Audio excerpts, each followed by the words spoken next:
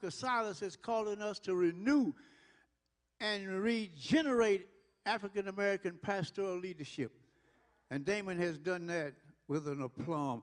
In Luke chapter 4, verse 16 through 20, Jesus tells us why he came to the earth. Listen, and consequently, he tells us the substance of African-American pastoral leadership. In that verse, I should have called ahead so Prince could have put it on the screen.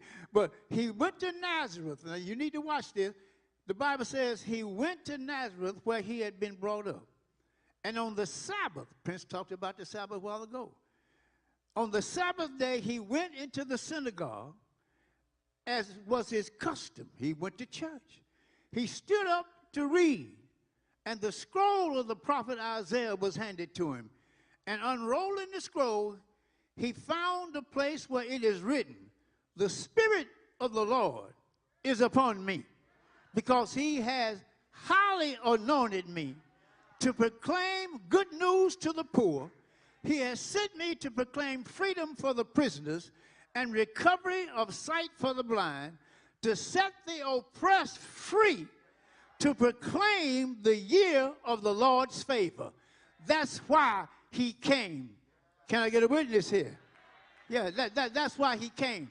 That was his mission. You know, he wasn't coming around here just to have us sing and pray and shout and do all that. This is how Jesus describes the criteria for his mission on earth. Jesus plainly enunciates the criteria for what we call human success. To be a Christian is to want to go to heaven. I know I do, and I know all of you do too. There we will meet Jesus in heaven. Jesus told us in Luke what his sole purpose was. And we shouldn't forget this. If you forget anything in this sermon, don't forget this. The criteria that Jesus set forth is for every pastor and preacher. And that criteria are vocational for African-American preachers' leadership. And I'm so glad that Brother Damon is paving a way here for black preachers in this city. These young black preachers, he's got a little group of little people following him, but he ain't going around thinking that he's some kind of guru. He's not putting on a Swami hat and wearing a long robe and talking a whole lot of Yanks and all that. Sitting down smoking a little hemp. Did I say that?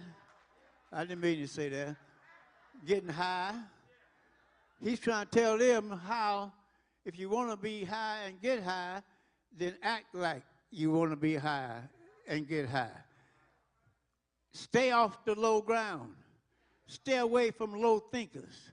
Stay away from folk meaning your new. Stay away from crowds. Stay away from sex. Stay away from everything else. If you want to be like Jesus and if you want to be successful as an American black pastor, then you got to emulate why Jesus came here in the first place, to show you how to do it.